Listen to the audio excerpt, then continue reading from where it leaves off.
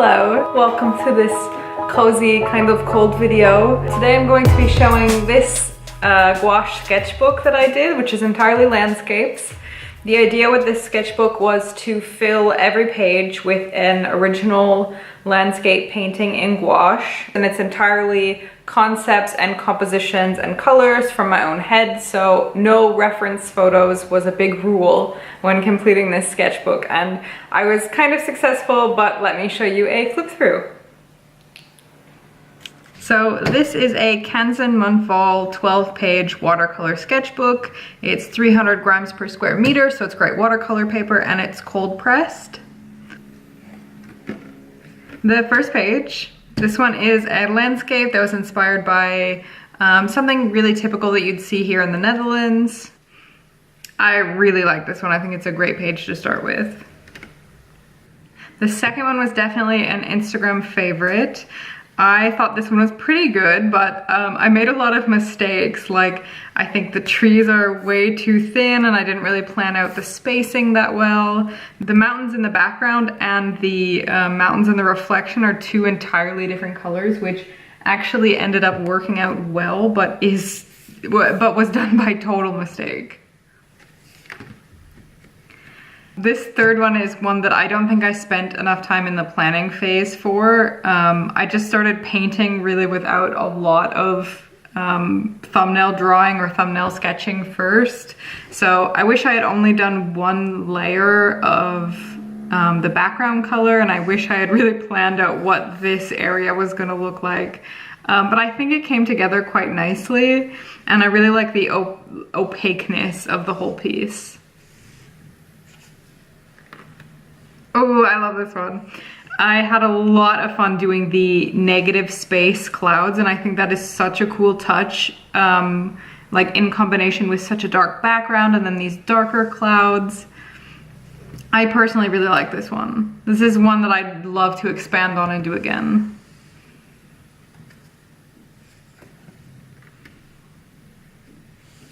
This one is kind of like a when in doubt situation. This is where I started to kind of not lose inspiration, but not really know where I wanted to go with this book. So you'll see this coming up even more and more. When in doubt, I paint a night sky, mountains, and a reflection. And a lot of heavy shadows like this. I do really like these like geometric shaped trees. And I love the color on this because it's really only like 2 or 3 tones.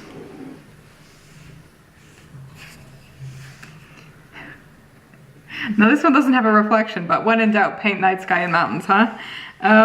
This one was a mess. I painted the whole thing and then had to paint over basically everything from the mountains down. I can see that I tried to add a lot of little bits to make it more interesting, like grass and pencil and stuff like that, but I just don't think it worked out well at all. I do like the sky, but I think that everything got really muddy in this paint.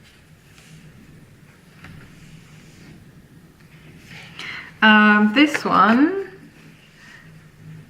is the only one that I did in this format, and I wish I hadn't because now they don't match. But when in doubt, paint night sky, mountains, and a reflection. This one was total like panic mode. I didn't know what to paint, so I just went back to the same color scheme I used earlier. Same colors essentially, yeah, went for my go-to. I do like how it turned out, but I know that it was pretty low effort. This one was inspired by the vacation that my boyfriend and I took to Croatia. There was like this little island off the coast that we could see lights on, and I thought it was really pretty, so I wanted to do something similar, or at least inspired by that. So I don't think I did a great job indicating that this was indeed a reflection and not like some weird abstract art. Yeah, I think I could have cleaned up this line where it becomes a reflection. Okay, number 9. This one is where I cheated a little. So the idea was that I wasn't going to use any reference photos, and all of the concepts and compositions were going to come directly from my head. However, I do have an exact, well, I do have a pretty exact reference photo that I took in Iceland that inspired this piece, but in reality, I kind of cheated on the mission of this. Like, and as you can see, again, this one is pretty muddy. And so this sketchbook was really, I think it was a little too rushed, but I did learn a lot by kind of rushing through it. Okay, number 10, this is where all hope is lost. I hate this piece. I still hate it. I spent so much time trying to fix it, and I probably should have just painted over it with a different design, but ugh. I just hate this one. I don't think it turned out well at all, but yeah, learning experience. Number 11, okay. This one looks a lot better. So one of the issues that I had with the last couple is that I really wanted things to be more opaque. And as you can see here, this one combines a lot of like light values and a lot of really harsh opaque coloring. And that's something I really like. And I can even start to see here a little bit of the stylized style that I do now in this one, like these small circles here and these blocks of color. That's something that I like to do now, so I'm glad that I can, you know, see that idea forming already back when I finished this sketchbook. But this painting in particular, I did the entire painting and hated it, and on the second to last page, I put the sketchbook down for probably 2 weeks and didn't touch it. And then I came back and I painted over most of it. These parts is what lingers from the previous version, and everything down here changed. And I like it a lot more now. I could really see a lot of improvement just in those 2 weeks of kind of putting the sketchbook down and coming back to it. Okay, last page. This one was a really easy one to do, and I wanted to do a winter painting, and I thought, you know, this attempt at snow was really shitty, so I decided to redo it, and I like this one a lot more. I wanted to do something kind of cooler on the last page, but I don't know if you can see it, but there's pencil lines in there still from the previous drawings that I had done that I hated. But I think this was a better way to leave the sketchbook, just something simple. And then it was done, which was good. But you can still see my colors are muddy here. Man, I'm so glad I realized that and was able to fix it. So something I like to do when I finish a sketchbook is paint on the back page, the back cover.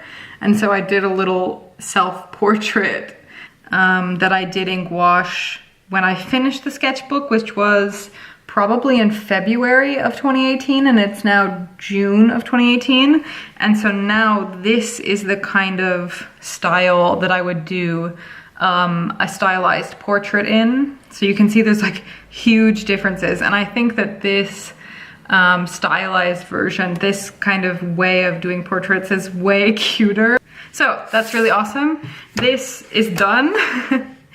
I painted like a crap load of trees in this sketchbook, so I probably should have called it like the tree sketchbook instead of the gouache sketchbook, but yeah, it's done. I have 3 more sketchbooks that I can show you guys that are all complete. Let me know which one you want to see next, 1, 2, or 3. This one is a lot of travel stuff from Croatia. This one is a watercolor specific book, a lot of stuff like this. And the final one is a really thick Moleskine that I got in November of 2016, I think. This was like a real practice book. This one has a lot of crap in it. Thank you guys for watching my sketchbook video. If you want to see one of these other sketchbook videos, please let me know which one you want to see next. Let's call this one 1, 2, and 3.